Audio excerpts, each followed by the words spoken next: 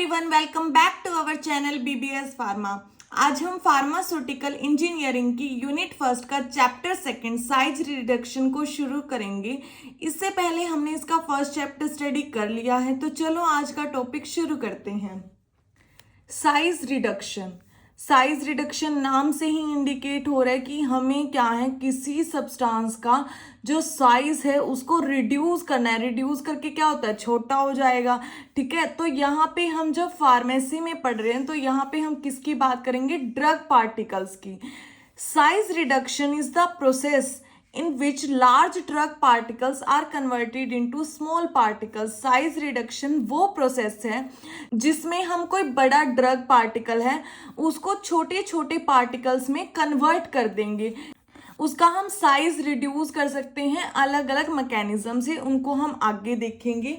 पहले इसको ऐसे देखो कि एक बहुत बड़ा मॉलिक्यूल है, ठीक है, हमने यहाँ पे इस पे प्रेशर लगाया या किसी भी तरह से क्या है, इसको छोटे छोटे पार्टिकल में कन्वर्ट कर दिया, तो इस प्रोसेस को हम क्या बोलते हैं, साइज रिडक्शन। ठीक है, यहाँ पे हम ड्रग मॉलिक्यूल की बात करेंगे। अब बात ये है कि हमें साइज रिडक्शन की ज़रूरत ही क्यों पड़ी। हम बड़े मॉलिक्यूल को भी तो यूज़ कर सकते थे ना, लेकिन हमें साइज रिड्यूस करना ही क्यों पड़ा ड्रग का। तो ये इसके कुछ ऑब्जेक्टिव्स हैं। Why we need of size reduction. First point है फॉर बेटर एब्जॉर्प्शन। अब जितना छोटा मॉलिक्यूल होगा वो उतनी ही जल्दी क्या है, एब्जॉर्ब हो जाएगा। एक तो हम बड़ा मॉलिक्यूल है, वो किसी भी चीज में एब्जॉर्ब होने में टाइम लगाएगा, लेकिन छोटा मॉलिक्यूल क्या है, वो बिल्कुल इजीली एब्जॉर्ब हो जाएगा, जिसकी वजह से उसका क्या है, एब्जॉर्प्शन हाई होता है। इसीलिए हम साइज को छोटा करते हैं। Absorption of drug is high when the drug particles are small. Absorption ज्यादा होगी जब ड्रग पार्टिकल्स क्या हैं, छोटे होंगे। जितनी ज्यादा एब्जॉर्प्शन होगी उतना ज्यादा उसका थेरेप्यूटिक इफेक्ट होगा। नेक्स्ट पॉइंट है इंक्रीज सरफेस एरिया। अब जैसे जैसे अब एक तो ये वाला मॉलिक्यूल है, ठीक है, इसको हमने छोटे छोटे पार्टिकल्स में कन्वर्ट कर दिया, तो इसका सरफेस एरिया क्या है, इस वाले से ज्यादा होगा। तो इनके सरफेस एरिया को इंक्रीज करने के लिए भी हम क्या है, साइज को रिड्यूस करते हैं ड्रग पार्टिकल्स के लिए। Size of particles are inversely proportional to surface area, यानी कि जितना ज्यादा सरफेस एरिया उतना ही कम उसका साइज होना चाहिए। यानी कि साइज और सरफेस एरिया दोनों क्या है, एक दूसरे की इनवर्सली प्रोपोर्शनल है, और जितना ज्यादा सरफेस एरिया होगा उतना ही बेटर एब्जॉर्प्शन होगा। इसीलिए क्या है, हम साइज को स्मॉल करते हैं पार्टिकल्स के। नेक्स्ट है for better mixing. Better mixing यानी कि अब कभी हमने देखा है कि अगर हम पानी लेते हैं, उसके अंदर अगर हम चीनी मिलाएं तो उसमें टाइम लगता है, लेकिन वहीं हम उसमें नमक मिलाते हैं तो वो बहुत जल्दी क्या है, मिक्सअप हो जाते हैं। यानी कि जितना छोटा पार्टिकल है वो उतनी ही जल्दी मिक्स हो जाएगा, लेकिन बड़ा पार्टिकल क्या है, टाइम लेता है मिक्सिंग के लिए। Improve stability. अब जो छोटा पार्टिकल है वो स्टेबिलिटी इम्प्रूव करेगा। जैसे क्या है, सस्पेंशन वगैरह होती हैं। सस्पेंशन क्या होता है, हेट्रोजीनियस मिक्सचर है, उसके अंदर हम लिक्विड में अगर हमने सॉलिड पार्टिकल देखा है तो वो क्या करता है, सेडिमेंटेशन कोज करता है। जैसे कुछ दवाइयों के ऊपर लिखा होता है कि इनको शेक करके लेना है, तो वो क्या है, पार्टिकल्स यहाँ पे नीचे जमा हो जाते हैं और ऊपर लिक्विड है, तो ये वाले जो ड्रग पार्टिकल्स है वो तो नीचे रह गए। तो इसी के लिए जितना ज़्यादा साइज कम होगा वो क्या है, लिक्विड के साथ यहाँ पे मिक्स होके रहेंगे। इसीलिए क्या है, इनका सेडिमेंटेशन रेट जो है वो कम हो जाएगा, और सेडिमेंटेशन रेट कम होगा तो इसका मतलब क्या है, सस्पेंशन जो है थोड़ा स्टेबल होगा, सस्पेंशन अच्छा बनेगा। नेक्स्ट हमारा पॉइंट है इम्प्रूव ड्राइंग। ड्राइंग को इम्प्रूव करता है। एक तो बड़ा कपड़ा है, उसको सूखने में टाइम लगता है एज कंपेयर टू छोटे वाले से। क्या छोटा साइज का कपड़ा है या कोई भी छोटी चीज है, वो क्या है, बहुत जल्दी ड्राई होती है। लेकिन अब बाल अगर लंबे होते हैं तो वो क्या, सूखने में टाइम लेते हैं, लेकिन अगर छोटे बाल है तो वो जल्दी ड्राई हो जाते हैं। इसी वजह से क्या है, rate of drawing increase when size of particle reduce. जितना छोटा पार्टिकल का साइज होगा वो क्या है, उतनी ही जल्दी ड्राई होगा, तो इसीलिए भी क्या है, साइज रिडक्शन की जरूरत है। Next sum doses form like capsule require the small particle size of drug. कुछ डोजेस फॉर्म ऐसी होती है जैसे कि हम कैप्सूल लें। अब कैप्सूल क्या होता है, कुछ इस तरह का होता है, ठीक है, उसके अंदर पार्टीशन भी होती है, हम उसको खोल सकते हैं। तो इसके अंदर क्या है, बिल्कुल छोटे छोटे MM 60 mm के अप्रोक्स इनका साइज होता है। इतने छोटे छोटे पार्टिकल्स होते हैं ड्रग के। तो ऐसी ड्रग के लिए, ऐसी डोजेस फॉर्म के लिए भी हमें क्या है, ड्रग के पार्टिकल को छोटा करना पड़ता है ताकि हम इनके अंदर उसको फिल कर सके। तो इसके लिए भी साइज रिडक्शन एसेंशियल है। नेक्स्ट है size reduction improve stability. Stability improve करेगा, जितना छोटे पार्टिकल होगा उतनी ही ज़्यादा स्टेबल फॉर्मुलेशन बनाएगा। सोल्युबिलिटी के लिए, अब जो छोटा पार्टिकल है वो बहुत जल्दी सोल्यूबल होगा, जैसे कि नमक क्या जल्दी सोल्यूबल होता है पानी में एज कंपेयर टू चीनी। Dissolution rate of drug particles, और जो डिसोल्यूशन रेट है ड्रग पार्टिकल का वो भी हाई होता है, क्योंकि एक तो स्मॉल वाले पार्टिकल हैं ये, तो क्या है जल्दी डिसोल्व हो जाएंगे और इसको डिसोल्व होने के लिए टाइम लगेगा। तो इसीलिए क्या है, डिसोल्यूशन रेट भी इंप्रूव होता है। नेक्स्ट हमारा टॉपिक है मैकेनिज्म ऑफ साइज रिडक्शन, कि साइज रिडक्शन के लिए हम कौन कौन सा मैकेनिज्म फॉलो करते हैं, यानी कि किन किन मैकेनिज्म को फॉलो करके हम साइज को रिड्यूस करते हैं। फर्स्ट है इम्पैक्ट, सेकंड है एट्रिशन, थर्ड है कटिंग एंड फोर्थ है कंप्रेशन। तो ये अलग अलग मैकेनिज्म हैं, इनमें से हम कोई भी यूज करते हैं जिससे क्या है हम साइज को रिड्यूस करते हैं। फर्स्ट है impact. In this method, drug particles are converted into the smaller particles by hitting with an object moving at high speed. अब हमने करना क्या है, करना तो लार्ज ड्रग पार्टिकल का साइज ही छोटा है, तो उसको क्या है स्मॉल पार्टिकल में कन्वर्ट करना है। तो इसके लिए हम क्या करते हैं, मान लो ये ड्रग का पार्टिकल है, तो इस पे क्या है, हम किसी भारी चीज से वार करते हैं, जैसे कुछ हथौड़ा टाइप होता है ना, उससे हम इस पे वार करेंगे, जिससे क्या है ये छोटे छोटे पार्टिकल्स में कन्वर्ट हो जाएगा। ठीक है, तो इसके लिए क्या है, हम पूरी हाई स्पीड से इस पे किसी चीज से वार करेंगे, जिसकी वजह से क्या है ये छोटे छोटे टुकड़ों में कन्वर्ट हो जाएगा। तो ये हमारा मैकेनिज्म होता है इम्पैक्ट। जैसे इसका एग्जांपल है कि हम हैमर मील का यूज करें, हम हथौड़े को यूज करके क्या किसी भी चीज पे लगाएंगे तो वो क्या है ब्रेक डाउन हो जाएगा इसको, और वो उसके छोटे छोटे पार्टिकल्स बन जाएंगे। तो ऐसा ही इसमें होता है कि जो इम्पैक्ट है उसमें हम क्या करेंगे, बड़े मॉलिक्यूल्स पे किसी भारी चीज से जैसे हैमर से वार करते हैं, और वो क्या है छोटे छोटे ड्रग पार्टिकल्स में कन्वर्ट हो जाता है। जो हम हैमर हिट करेंगे वो बिल्कुल हाई स्पीड में होगा। ठीक है, जैसे कि इसका एग्जांपल है हैमर मिल। तो इम्पैक्ट क्या होता है, लार्ज ड्रग पार्टिकल्स को हम छोटे छोटे ड्रग पार्टिकल्स में कन्वर्ट करते हैं किसी ऑब्जेक्ट से, जैसे कि हैमर है, हम उससे क्या है उस पर हिट करते हैं और वो क्या है छोटे छोटे टुकड़ों में बढ़ जाता है। ठीक है, नेक्स्ट है attrition. In this method, particles colloid rubbed with each other and produce shear stress, which leads to reduce the particle size of molecules. अब इसमें क्या होता है, attrition में दो ड्रग के पार्टिकल्स हैं, वो क्या है एक दूसरे के साथ रब होंगे, कुछ इस तरह से वो एक दूसरे के साथ रब होंगे, और इनके बीच में इनका जो यहाँ से वो साइज है वो क्या है धीरे धीरे कम होने लग जाएगा। ये वाला साइज क्या है यहाँ से घटने लग जाएगा, इनके बीच में क्या है शेयर स्ट्रेस लगेगी, जिनकी वजह से क्या है इनका धीरे धीरे जो साइज है वो कम होने लगेगा, कुछ बुरकने टाइप का होगा। मतलब यहाँ से जो इनका ड्रग के जो पार्टिकल्स हैं वहां से उनकी थोड़ा थोड़ा हिस्सा क्या है बुरकने लग जाएगा, जिसकी वजह से क्या है यहाँ पे जो उनका साइज है वो रिड्यूस होता रहेगा धीरे धीरे। तो यहाँ पे एक मॉलिक्यूल क्या है दूसरे मॉलिक्यूल के साथ आपस में रब होता है, और या फिर हम ऐसे कहें कि वो कोलॉइड होते हैं और शेयर स्ट्रेस प्रोड्यूस करते हैं, जिसकी वजह से क्या है यहाँ पे साइज रिडक्शन हो जाता है। एग्जाम्पल फ्लूइड एनर्जी मील, ये क्या है एट्रिशन के प्रिंसिपल पे ही बेस है। हम जितने भी हम मील पढ़ रहे हैं, जैसे हैमर मील है, फ्लूइड एनर्जी मील, रोल मील, तो इनको हम नेक्स्ट लेक्चर में स्टडी करेंगे, तो वहां आपको और अच्छे से समझ में आएगा। नेक्स्ट है cutting. In this method drug particles are converted into smaller particles with the help of sharp blade. Generally it is use for soft drug. Cutting क्या है, हम सिंपल क्या है, कोई भी शार्प ब्लेड है, कोई भी चीज है शार्प, उससे हम उसको कट करते हैं, ठीक है, उसको हम छोटे छोटे पीसों में कट कर लेंगे तो उसको हम बोलते हैं कटिंग। ये क्या है, जो सॉफ्ट मटेरियल होता है ना, जो इजिली कट जाता है, उन्हीं के लिए ये यूज होता है। जैसे कि इसका एग्जाम्पल है कटर मिल। कटर मिल क्या है, कटिंग के प्रिंसिपल पे ही बेस्ड है। नेक्स्ट है compression. In this method, drug particles is crushed or compressed by applying pressure on the particles. इसमें क्या होगा, मान लो ये जो ड्रग पार्टिकल्स है इसको क्या है, हम पूरे प्रेशर के साथ कंप्रेस करते हैं। ये कोई ऑब्जेक्ट है जिसपे हमने पूरा प्रेशर लगाया और ये क्या है, इस जो ये ड्रग पार्टिकल है इसको बिल्कुल क्रश कर देगा, ठीक है, बिल्कुल छोटे छोटे टुकड़ों में कन्वर्ट कर देगा, जिससे क्या है इसका साइज जो है वो रिड्यूस हो जाएगा। जनरली ये क्या है, जो हार्ड मटेरियल होते हैं ना उनके लिए यूज होता है। यहाँ पे हमने कोई ऑब्जेक्ट रख दिया पूरे प्रेशर के साथ, तो जो ड्रग के पार्टिकल्स होंगे वो क्या है, बिल्कुल छोटे छोटे टुकड़ों में टूट जाएंगे, यानी कि उसको हम कंप्रेस कर देते हैं। कंप्रेस करने के बाद ये क्या है, यहाँ पे इसका साइज क्या है, रिड्यूस हो जाता है। जैसे कि रोलर मिल होती है, वो क्या है, इसकी साइज को रिड्यूस करती है। हम पूरे प्रेशर के साथ उस ऑब्जेक्ट को इसके ऊपर लगाते हैं।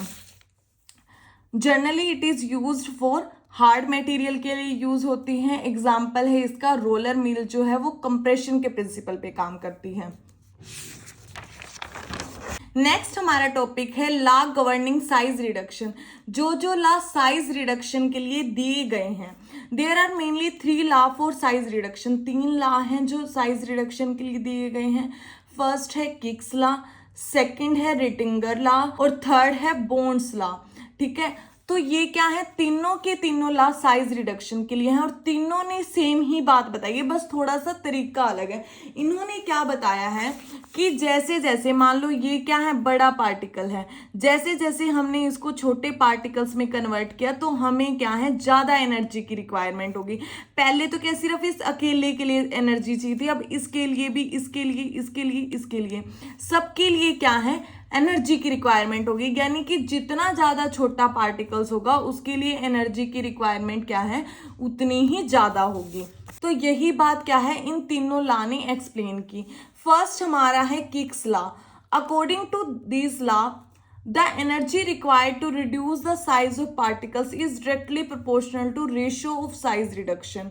रेशियो ऑफ साइज रिडक्शन इसका मतलब ये है, मान लो ये एक ड्रग पार्टिकल है जिसका डायमीटर है d1, ठीक है, और ये क्या है, उसके हमने छोटे छोटे पार्टिकल्स में कन्वर्ट कर दिया उसको, तो ये क्या है, d2 इसका डायमीटर है। तो ये क्या है, d1 अपॉन में d2 के रेशियो के डायरेक्टली प्रोपोर्शनल है जो एनर्जी है। यानी कि जितना साइज घटेगा एनर्जी क्या है, एनर्जी की रिक्वायरमेंट क्या है, उतनी ही ज़्यादा बढ़ेगी, ठीक है। तो यही बताया था किक्स लॉ ने कि एनर्जी क्या है, जितना ज़्यादा हम पार्टिकल का साइज रिड्यूस करेंगे उतनी ही ज़्यादा हमें एनर्जी रिक्वायर्ड होगी। तो वही इसमें है कि जैसे हमने साइज को रिड्यूस किया, ठीक है, अब एक तो जो एनर्जी सिर्फ इसके लिए रिक्वायर्ड थी, अब क्या है, इसके लिए भी एनर्जी चाहिए, इसके लिए, इसके लिए, सबके लिए क्या है, एनर्जी की अलग अलग रिक्वायरमेंट होगी। तो इसकी वजह से क्या है, यहाँ पे जो हमें एनर्जी रिक्वायर्ड होगी वो ज़्यादा होगी सिर्फ इसके कंपैरिजन में, ठीक है। तो इसको एक्सप्लेन करने के लिए एक इक्वेशन भी दी गई है, E इज इक्वल टू में के इंटू में log d1 अपॉन में d2, ठीक है। तो यहाँ पे E क्या है, एनर्जी रिक्वायर्ड, और के क्या है, किक्स कांस्टेंट है, और d1 क्या है, यहाँ पे डायमीटर है इनिशियल पार्टिकल का, यानी कि शुरू में जो लार्ज पार्टिकल था उसका डायमीटर है d1, और d2 क्या है, बाद में जो फाइनल पार्टिकल आया उसका डायमीटर है d2, ठीक है। तो d2 क्या है, डायमीटर ऑफ फाइनल पार्टिकल। तो ये था किक्स लॉ। नेक्स्ट है रिटिंगर्स law. According to this law, the energy required is directly proportional to the new surface area produced. अब ये क्या है, इस लॉ के अकॉर्डिंग भी जो एनर्जी रिक्वायर्ड है वो क्या है, नए सरफेस एरिया के डायरेक्टली प्रोपोर्शनल है। इसका भी यही मतलब था। जो किक्स लॉ है उसमें यही बात क्या है, डायमीटर के थ्रू कही थी, लेकिन इन्होंने क्या है, उसी टर्म को, उसी बात को सरफेस एरिया की उसमें कहा है। अब इसमें क्या है, ये जो पार्टिकल हैं तो इसको हमने छोटे छोटे पार्टिकल्स में कन्वर्ट कर दिया, ठीक है। तो इसका सरफेस एरिया तो SO हो गया और इसका सरफेस एरिया क्या है SN, यानी कि जितना ज़्यादा इसका सरफेस एरिया होगा उतनी ही ज़्यादा क्या है एनर्जी रिक्वायर्ड होगी। ठीक है। इसका जैसे जैसे हम साइज रिड्यूस करेंगे तो क्या है सरफेस एरिया बढ़ेगा, सरफेस एरिया बढ़ेगा तो एनर्जी क्या है उसकी डायरेक्टली प्रोपोर्शनल है, यानी कि सरफेस एरिया के साथ साथ उसकी एनर्जी भी बढ़ेगी। ठीक है। तो SO क्या है, पुराने वाला जो लार्ज वाला पार्टिकल था उसका सरफेस एरिया है, और SN क्या है, स्मॉल पार्टिकल का सरफेस एरिया है। ठीक है। तो ये जो रिटिंगर्स लॉ है उन्होंने बताया कि जो एनर्जी है वो डायरेक्टली प्रोपोर्शनल है न्यू सरफेस एरिया के। ठीक है। तो इसके सरफेस एरिया के डायरेक्टली प्रोपोर्शनल, यानी कि जितना साइज छोटा होगा उसका सरफेस एरिया क्या है उतना ही ज्यादा होगा, और जितना सरफेस एरिया होगा उतनी ही हमें एनर्जी की रिक्वायरमेंट होगी। तो इसकी इक्वेशन ऐसे है, E इज इक्वल टू में KR इंटू में SN minus S note. E क्या है यहाँ पे एनर्जी रिक्वायर्ड, KR क्या है रिटिंगर्स कांस्टेंट, SN क्या है न्यू सरफेस एरिया, और SO क्या है old surface area, initial surface area, यानी कि लार्ज पार्टिकल का सरफेस एरिया क्या है SO, और जो स्मॉलर पार्टिकल है उसका सरफेस एरिया क्या है SN। तो ये था रिटिंगर्स लॉ। नेक्स्ट है बॉन्ड्स लॉ। बॉन्ड्स लॉ के अकॉर्डिंग क्या बताया उन्होंने, बॉन्ड्स लॉ में क्या बताया उन्होंने भी सेम ही बात बताई थी, लेकिन इन्होंने क्या है जो बात बताई वो वर्क की फॉर्म में बताई। ठीक है। तो according to this law the energy use for size reduction is directly proportional to new crack length. ठीक है। तो इन्होंने इसको कैसे बताया कि जो अब हमें क्या है एक कोई भी पार्टिकल है इसका साइज रिड्यूस करना है। ठीक है। तो उसके लिए हमें जितना वर्क करना पड़ा वो क्या है उसका वर्क इंडेक्स, यानी कि एक यूनिट वेट के मॉलिक्यूल्स को, एक यूनिट वेट के पार्टिकल का साइज रिड्यूस करने के लिए हमें जितना वर्क करना पड़ा वो क्या होता है उसका वर्क इंडेक्स, जिसको हम W से रिप्रेजेंट करते हैं। शुरू में तो हमने क्या है इस लार्ज पार्टिकल के लिए काम किया, लेकिन जब इसको हमने स्मॉलर पार्टिकल में कन्वर्ट कर दिया तो अब क्या है हमें इन सब के लिए काम करना पड़ेगा। तो यहाँ पे क्या है जो वर्क है वो बढ़ जाएगा, वर्क बढ़ेगा तो क्या है एनर्जी भी बढ़ जाएगी। तो इसकी इक्वेशन ऐसे है, E अपॉन में W इज इक्वल टू में square root of 100/d2 minus square root of 100/d1। अब यहाँ पे E क्या है एनर्जी रिक्वायर्ड है, W क्या है वर्क इंडेक्स है, ये वो वर्क है जो हमें एक यूनिट वेट को रिड्यूस करने के लिए लगा था, जितना वर्क हमें एक यूनिट वेट को रिड्यूस करने के लिए लगा। और D2 क्या है diameter of sieve that allow 80% of feed to pass mass. ये जो D2 है ये उसका डायमीटर है जो पार्टिकल क्या है स्मॉल होके आया था। ठीक है। जो हमने साइज रिड्यूस किया तो ये उसका डायमीटर है, और D1 क्या है ये क्या है जब शुरू में जो लार्ज पार्टिकल था उसका डायमीटर है। तो इन सारी वैल्यू से हम क्या है जो एनर्जी या वर्क है वो हम यहाँ पे डिराइव कर लेते हैं। तो ये तीनों लॉ थे, इन्होंने ये बताया कि जितना ज़्यादा साइज रिड्यूस होगा उतनी ही ज़्यादा एनर्जी की रिक्वायरमेंट होगी और उतना ही ज़्यादा क्या है हमें वर्क करना पड़ेगा। नेक्स्ट हमारा टॉपिक है फैक्टर्स अफेक्टिंग साइज रिडक्शन, कि जब हम किसी लार्ज पार्टिकल का जब साइज रिड्यूस करते हैं तो उसके लिए कौन कौन से फैक्टर अफेक्ट डालते हैं। There are many factor which affect size reductions. ठीक है। बहुत सारे ऐसे फैक्टर हैं जब हम साइज रिड्यूस करेंगे ड्रग पार्टिकल का तो वो अफेक्ट डालेंगे, उनका नेचर कि वो किस टाइप के हैं, ये सारे फैक्टर्स क्या उस पर अफेक्ट डालेंगे। तो ये फैक्टर है, फर्स्ट है स्टिकीनेस, सेकेंड है टफनेस, थर्ड है हार्डनेस, फोर्थ है टेम्परेचर, फिफ्थ है एक्सप्लोजिव, सिक्स्थ है स्ट्रक्चर और उसकी स्लिपरीनेस। तो अब फर्स्ट हम देखें तो स्टिकीनेस क्या होता है। A sticky substance cause difficulty in size reduction because they stick or clog with the equipment। अब क्या होगा कोई पार्टिकल क्या है चिपचिपा सा है, अब उसको हम किसी चीज के ऊपर रख देंगे, कोई इक्विपमेंट है कोई मील वगैरह है जिनसे हम साइज रिड्यूस करें, अगर हम उनके ऊपर उसको रखेंगे।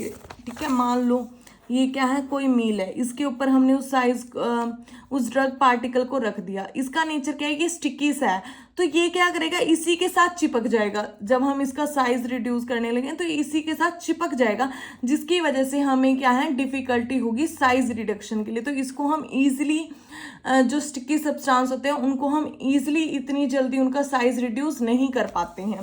ठीक है। नेक्स्ट है toughness. Tough substance cause difficulty in reducing the size. अब जो टफनेस है, एक तो अगर हार्ड मटेरियल है, एक क्या है मटेरियल तो सॉफ्ट है लेकिन वो क्या है थोड़ा टफ है, ठीक है, मटेरियल तो सॉफ्ट होता है लेकिन क्या है वो बहुत ज्यादा दृढ़ सा होता है, मतलब इतनी जल्दी क्या है उसका साइज रिड्यूस नहीं कर पाते हम। जैसे एग्जांपल है, अब जो रबड़ होती है वो होती तो बहुत ज्यादा सॉफ्ट है लेकिन उसका साइज रिड्यूस करना क्या है उतना ही ज्यादा मुश्किल है। हम क्या उसको इतनी जल्दी ब्रेक तो नहीं कर सकते, लेकिन अगर आप जर्नली देखो, हमने क्या एक प्लास्टिक है उसको हम बिल्कुल हथौड़ा मार के क्या उसको तोड़ देंगे, लेकिन वहीं अगर एक रबड़ है उसका साइज रिड्यूस करना मुश्किल होता है। तो टफनेस की वजह से भी हमें क्या है साइज रिड्यूस करने में ड्रग पार्टिकल्स की डिफिकल्टी होती है। नेक्स्ट है hardness. It is difficult to reduce the size of hard material as compare to soft material. Soft material को हम इजिली ब्रेक कर सकते हैं, लेकिन जो हम क्या उनको कट कर देंगे या कुछ ऐसा मैकेनिज्म फॉलो करेंगे। लेकिन हार्डनेस क्या है, अब कोई सब्सटेंस बहुत ज्यादा हार्ड है, उसको हम बार बार प्रेशर लगा के भी कोई चीज अप्लाई कर रहे हैं, प्रेशर से कोई चीज हिट कर रहे हैं, तो फिर भी क्या है उसके साइज को रिड्यूस होने में टाइम लगेगा और एक यूनिफॉर्मिटी नहीं आती है। नेक्स्ट है temperature. Some substance melt at high temperature during size reduction. कुछ सब्सटेंस ऐसे होते हैं, जैसे अब मील वगैरह चल रही है तो उनको हमने साइज रिडक्शन के लिए उन मील में रखा, तो जैसे जैसे वहां का टेम्परेचर बढ़ेगा तो अब मील क्या है चलते चलते हीट हो जाती है, वहां पे टेम्परेचर थोड़ा ज्यादा हो जाता है। तो कुछ सब्सटेंस ऐसे होते हैं ज्यादा टेम्परेचर मिलते ही वो क्या है मेल्ट होना शुरू हो जाते हैं, ठीक है, उनका मेल्टिंग पॉइंट आ जाता है। तो उसकी वजह से क्या है वो वहां पे मेल्ट होना शुरू हो जाएंगे, तो हम उनको अगर एक चीज पिघलने लगी तो उसका साइज थोड़ी रिड्यूस किया जाएगा। तो इसीलिए क्या है ऐसे सब्सटेंस जल्दी मेल्ट हो जाते हैं, उनके लिए भी हमें क्या है डिफिकल्टी होती है साइज रिडक्शन के टाइम। लेकिन ऐसे सब्सटेंस की प्रॉब्लम को हम ओवरकम कर सकते हैं। पहले हम मील को कूल करेंगे, उसके बाद क्या है हम उसका साइज रिड्यूस करेंगे। नेक्स्ट है explosive. Some substances having explosive nature. अब कुछ क्या होते हैं फट जाते हैं, जैसे ना ब्लास्ट टाइप का हो जाता है। तो ऐसे सब्सटेंस क्या मतलब उनको किसी चीज के कांटेक्ट में आ गए तो उनका क्या ब्लास्ट होने का डर रहता है। तो ऐसे सब्सटेंस के लिए हमें क्या है या तो उनको ऐसे एटमॉस्फेयर में रखो जो इनर्ट है, वो किसी ऑक्सीजन के या कहीं कांटेक्ट में ही ना आए, ताकि वो क्या है कोई रिएक्शन प्रोड्यूस करें और जिसकी वजह से कोई ऐसा डिसएडवांटेज हो। या फिर हम उन्हें क्या है एक वेट एरिया में रख सकते हैं, तो जिससे क्या है वहां पे कोई रिएक्शन प्रोड्यूस ना हो और जिससे क्या है वो किसी भी तरह का ऐसा अपना नेचर शो ना करें।